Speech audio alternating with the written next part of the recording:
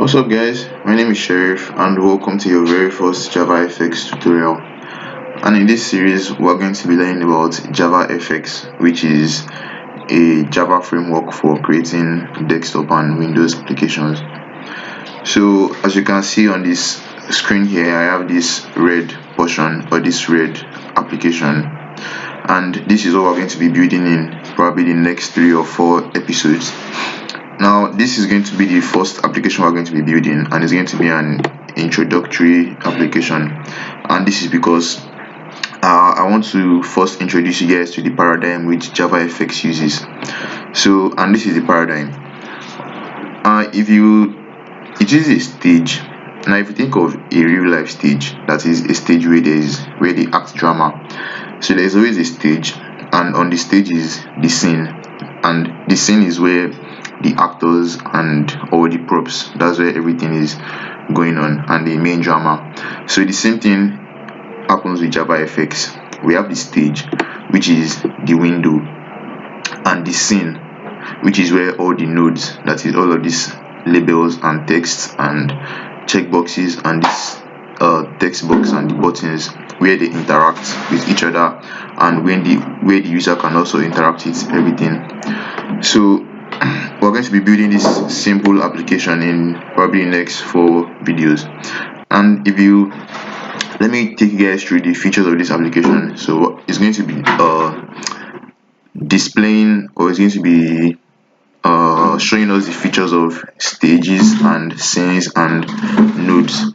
So if you take notes, if I drag this stage, this application or this window, as you can see, the stage X and the stage Y values are changing. So that is the position on the window is changing, and if I drag the width, as you can see, the stage width and the scene width are changing. So like I said, there's a stage and there's a scene. So the stage is the window, or let me say this, let's just assume it's the border, while the scene is everywhere, this red portion plus this white portion here. So that's the scene where you can place your nodes and everything can perform and interact with each other. So, and also if I change the height, you can see the scene height and the stage height are changing. But if I drag this screen, only the stages X and Y values are changing, the scenes X and Y values are not changing. And that is because the scene is positioned relative to the stage. So that is this stage here, this is a position, these are the positions on the screen, but the scene, the position is fixed inside the stage. So as you move the stage, the scene is moving. So the scene's X and Y values are not changing because those ones are relative to the stage and not relative to the screen. Now if I on focus, now you can see focused is set to true here. Now if I let me minimize this. If I click outside of this window, now you can see focused is set to false. Now what happens when focus is set to false is that whatever input you give the computer, whether keyboard input, mouse input, they are not going to go into this application. Whenever you set the focus to be true, so whenever you click a key, for example, let's say there was a text, this text field here, whenever I click any key, the input is going to be going into this application here. Now this resizable checkbox, as you can see right now, is resizable, and that's because resizable is set to true. So if I uncheck this, we can't resize the stage or the scene, or we can still move it. So let's set it back to resizable. Now this full screen, as you know, if I click on full screen, we go to a full screen, and if I uncheck it, we go back to the normal small screen.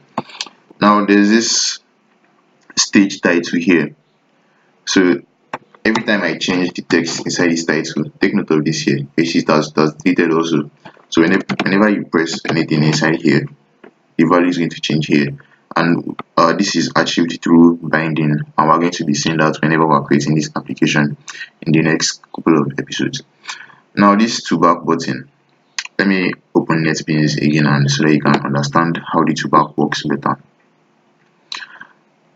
Now if I click on toolbar and I drag this window, you see it's going to the back of this NetBeans. Let me minimize.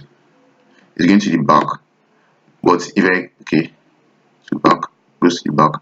If we click on to front, it brings it back to the front. So we're controlling that way as we're clicking the to back and to front. We're controlling the Z order.